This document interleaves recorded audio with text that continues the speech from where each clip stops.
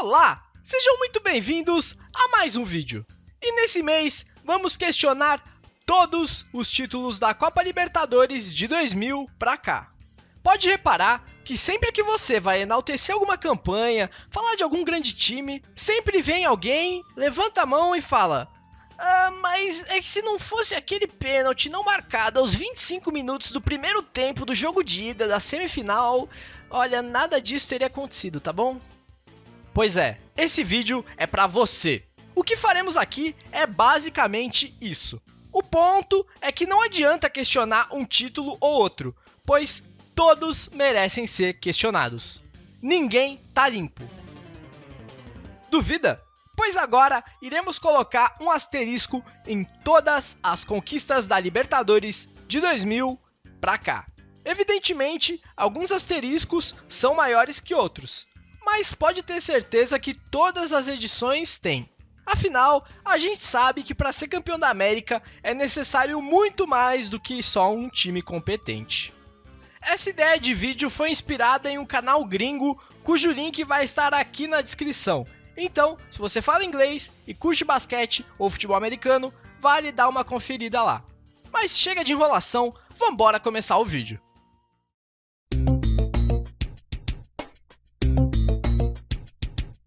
No ano de 2000, se encontravam na final o atual campeão Palmeiras contra o Boca Juniors, que retornava a uma decisão após 21 anos. No jogo de ida, na La Bombonera, empate em 2-2. Porém, no primeiro gol marcado pelo Boca, o atacante argentino estava em posição de impedimento, mas o bandeirinha aparentemente não viu. Pior que isso, foi no jogo da volta, no Morumbi, que ficou marcado por uma atuação horrível do árbitro, que não marcou 2 pênaltis claros para a equipe brasileira.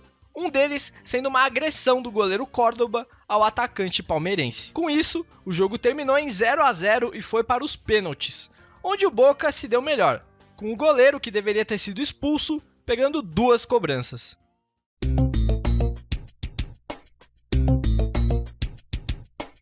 Quis o destino que novamente se enfrentassem Boca Juniors e Palmeiras, dessa vez na semifinal da competição. No jogo da ida, na La Bombonera, empate em 2-2. O árbitro dessa vez marcou um pênalti inexistente para os argentinos e deixou de dar um pênalti claro para a equipe brasileira. Detalhe que no estacionamento, ao encontrar com Celso Roth, técnico do Palmeiras na oportunidade, o árbitro disse a seguinte aspa: "O resultado foi bom para todos nós. Como é que íamos sair daqui se o Palmeiras vencesse?"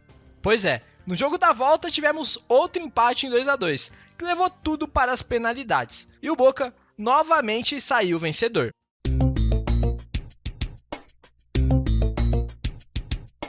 Em 2002, nas semifinais, o Olímpia enfrentava o Grêmio. No jogo da ida, vitória dos paraguaios por 3-2. Já na volta, no Olímpico, o Grêmio foi para cima e abriu o placar. Porém, o bandeirinha anulou esse gol de forma questionável, digamos assim. O Grêmio ainda conseguiu chegar ao seu gol, que levou o jogo para as penalidades. Durante a disputa, o goleiro do Grêmio defende uma cobrança, mas o juiz manda voltar por ele ter se adiantado, algo que na época era muito raro. Com o próprio Boca, por exemplo, o goleiro sempre se adiantava e nada acontecia. E as pessoas nem reclamavam, porque realmente o padrão da época era permissivo com esse tipo de lance. E mesmo com muita reclamação, o juiz manteve a decisão, que logo depois foi decisiva para a eliminação dos gaúchos, e classificando o Olímpia, que sairia campeão após vencer o São Caetano na final. E boatos da época dizem que o presidente da Conmebol, Nicolás Leoz, que é paraguaio, teria dado uma pequena mãozinha para o Olímpia nos bastidores. Isso porque era centenário do clube e seria muito especial que eles conquistassem o tri naquela edição. Isso tudo é especulação, lógico, mas, se tratando de Conmebol, eu não ficaria nem um pouco surpreso.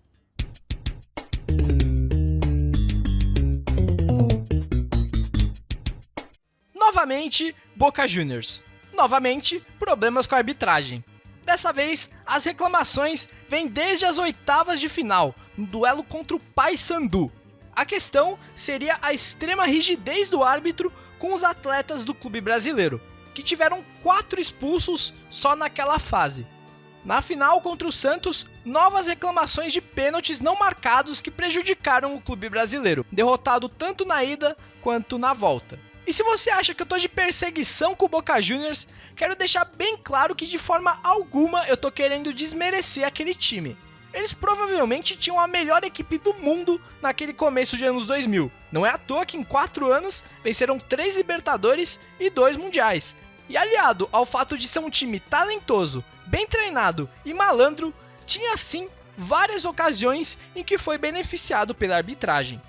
E quer mais? Em uma entrevista, o zagueiro que jogava pelo Boca na época confirmou que a força do Boca nos bastidores era muito importante para as conquistas do time. Admitiu que a arbitragem com frequência os favorecia e ainda citou um árbitro que apitou essa final de 2003 como sendo, abre aspas, um dos nossos. Mas calma que o Boca ainda vai aparecer bastante nesse vídeo.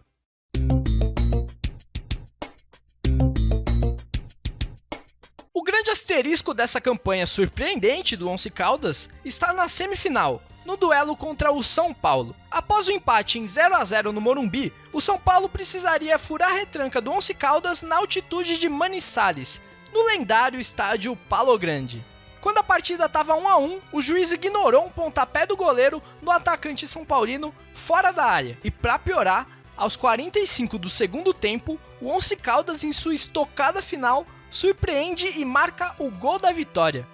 O problema é que o gol foi ilegal, estava impedido e muito impedido, mas o bandeirinha fingiu que não era com ele. E ainda por cima, o autor desse gol da vitória para os colombianos foi pego no exame antidoping pelo uso de cocaína, isso nas quartas de final, ou seja, antes desse jogo.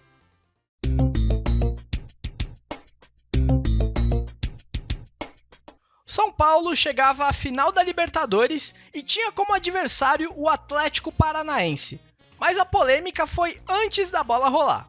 O regulamento da competição previa que as finais do torneio deveriam ser disputadas em estádios com pelo menos 40 mil lugares, e a Arena da Baixada tinha capacidade para pouco mais de 24 mil, mas o Atlético, assim que passou das semifinais, sabendo que era muito forte em casa, iniciou obras na arena para a instalação de arquibancadas tubulares que fariam com que a capacidade do estádio aumentasse para os 40 mil necessários.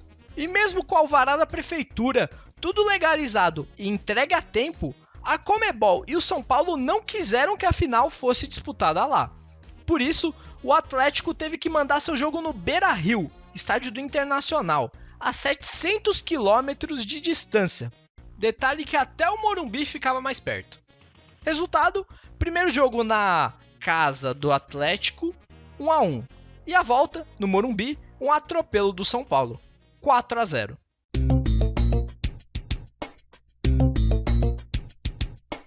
Nas oitavas de 2006, tivemos o duelo entre Nacional e Internacional. No jogo da ida, no Uruguai, terminou com vitória colorada por 2-1. E bastava segurar essa vantagem no Brasil para avançar. O time uruguaio veio para cima e logo aos 5 minutos já fez um gol, mas o bandeirinha de forma equivocada marcou impedimento. Como se não bastasse, o Nacional chegou novamente a um gol, aproveitando a falha do goleiro Klemer, mas o juiz viu uma falta ali para lá de discutível no goleiro e com isso o jogo terminou 0-0. E os brasileiros saíram classificados. Depois do jogo, o presidente do Inter admitiu que tinham sido beneficiados, mas lembrou do brasileiro de 2005, onde foi prejudicado, e disse que tinha sido apenas a vez deles de se beneficiar com o erro.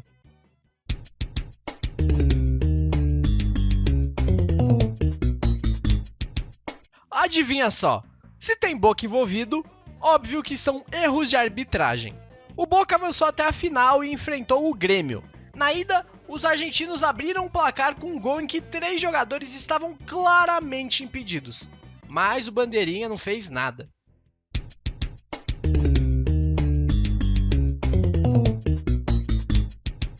Na emblemática final entre LDU e Fluminense, o asterisco fica por conta do pênalti claríssimo não dado ao Fluminense quando a partida estava 2-1. E mesmo com erro, o jogo ficou 3-1 e foi para os pênaltis, onde a LDU se deu melhor.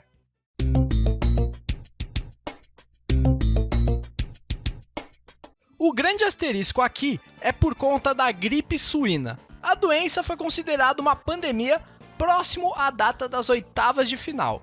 E um dos países mais afetados pela doença era o México, que tinha 2 representantes nas oitavas e ninguém queria acolher a delegação dos times mexicanos. São Paulo e Nacional, que foram sorteados para jogar contra eles, também não queriam enviar seus atletas ao país. Então, já que os mexicanos nem eram da América do Sul, a Conmebol disse dane-se e excluiu os clubes da competição. Os times que eles enfrentariam passaram por WO. Até aí, válido, era uma questão sanitária. A Conmebol prezou pela saúde, mas a questão é que meses depois chegavam à final Cruzeiro e Estudiantes, e a Argentina se tornou o segundo país mais afetado pela gripe suína, ultrapassando o próprio México. E a Conmebol sequer cogitou tirar a final de La Plata. Saúde? Que nada, bora jogar bola.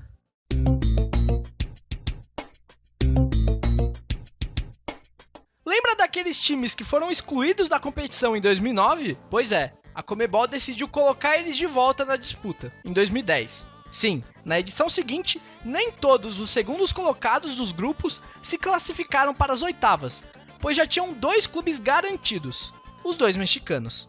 E por incrível que pareça, um deles foi muito longe. O Chivas chegou na final, onde enfrentou o Internacional.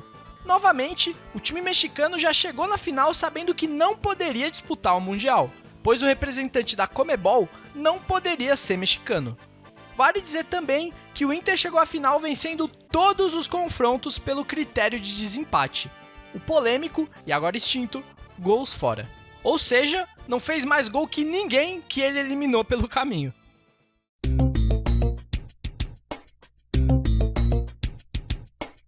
A edição de 2011 ficou marcada pela incompetência dos brasileiros. Apenas um passou das oitavas de final. O caminho do campeão Santos só tem como asterisco a incomum facilidade. Ele passou em segundo lugar em um grupo com Cerro Porteño, Colo-Colo e Deportivo Táchira, e nos mata-matas passou por América do México, Once Caldas, Cerro Porteño e Peñarol.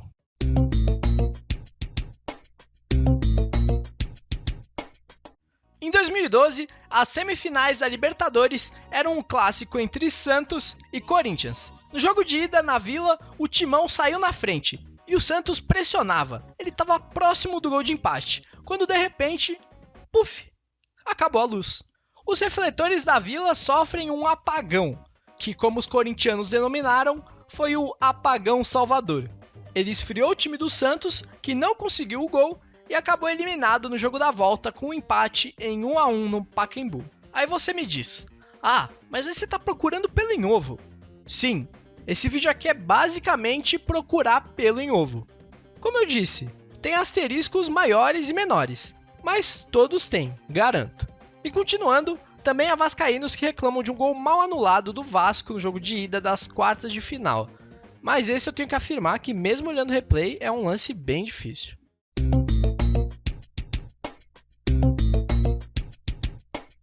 Em 2013, o campeão foi o Galo, mas quem fez o trabalho sujo foi o Boca, ou melhor, a arbitragem. O grande favorito daquele ano era o Corinthians, atual campeão da Libertadores e do Mundial. Nas oitavas, se deparou com o Boca Juniors para fazer a reedição da final do ano anterior. Na ida, o Corinthians perdeu por 1-0. E na volta, meus amigos, o que aconteceu no Pacaembu foi para mim o maior roubo da história da Libertadores. Sem mais nem menos. Eu não sei nem como representar isso aqui no vídeo. Se você nunca viu, pesquisa no YouTube e veja com seus próprios olhos.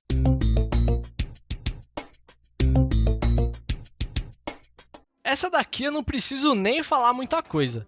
Simplesmente foi a Libertadores mais esquisita da história. Ela é tão atípica que eu tenho um vídeo especial falando só dela. Se você não viu, link na descrição ou clica aqui no card.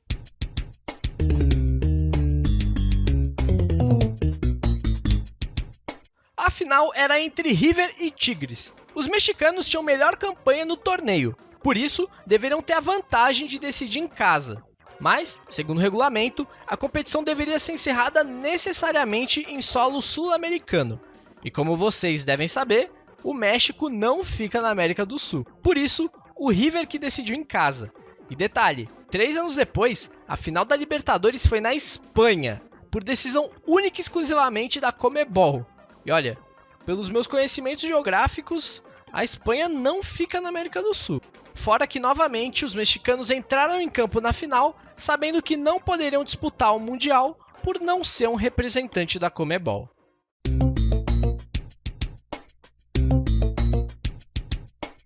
Nas semifinais, o Atlético Nacional enfrentava o São Paulo. Na ida, com um homem a menos, o São Paulo acabou derrotado por 2-0 e tinha uma missão ingrata de reverter esse 2-0 fora. Mas sem se intimidar, abriu o placar. Logo depois, sofreu um empate, com um gol irregular, impedido. Mas beleza. Ainda no primeiro tempo, o árbitro não deu um escandaloso pênalti em favor da equipe brasileira. E a cereja do bolo foi marcar um pênalti para o Atlético Nacional e expulsar 2 jogadores do São Paulo por reclamação. O São Paulo cogitou até se retirar do campo, mas não fez por medo de punições mais severas da Conmebol.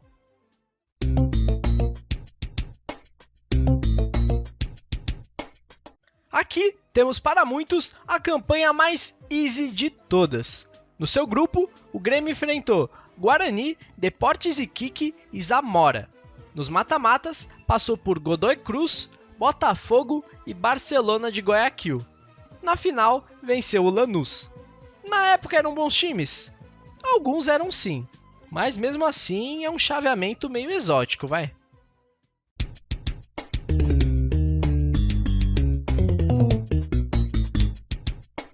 A Libertadores de 2018 provavelmente foi uma das, se não a mais polêmica da história. O que não faltam aqui são asteriscos. Para começar, Santos, Boca e River escalam jogadores de forma irregular, jogadores que deveriam cumprir suspensão. Adivinhem qual a punição? Para o Santos, um WO, ou seja, 3-0 para o adversário.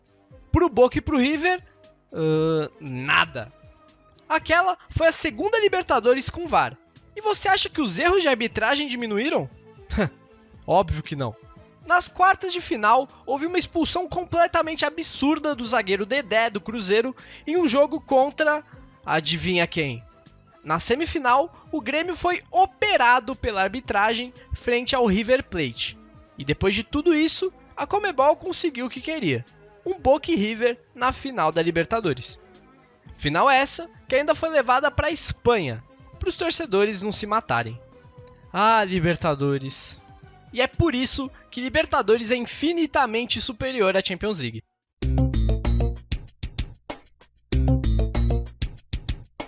Nas oitavas de final, no duelo contra o Emelec, o Flamengo perdeu o jogo da ida no Equador por 2-0. Na volta no Maracanã, conseguiu repetir o resultado, mas a seu favor, o que levou à disputa para os pênaltis. E o asterisco está no polêmico pênalti que originou o primeiro gol rubro-negro, essencial na classificação e posteriormente para o título.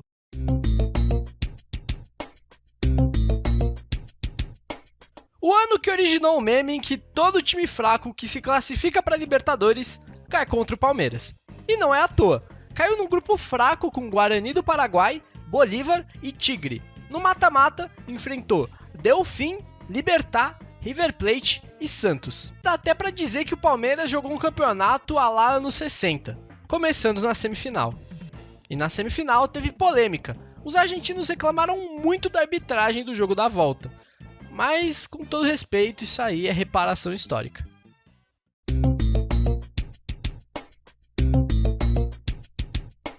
No duelo das semifinais, Palmeiras e Atlético Mineiro, empate na ida em 0-0. Mas foi o Palmeiras que levou a melhor após empatar em Minas por 1-1 e avançar pelo já extinto gol fora. Mas o detalhe é que um jogador que estava no banco invade o campo no lance do gol alviverde. Vale ressaltar que ele não interfere em absolutamente nada no lance, sequer estava perto, mas gerou grande reclamação por parte dos atleticanos. Afinal, segundo a regra, se o jogador invade o campo e sai um gol, o gol deve ser anulado, mesmo que o jogador não tenha interferido em nada.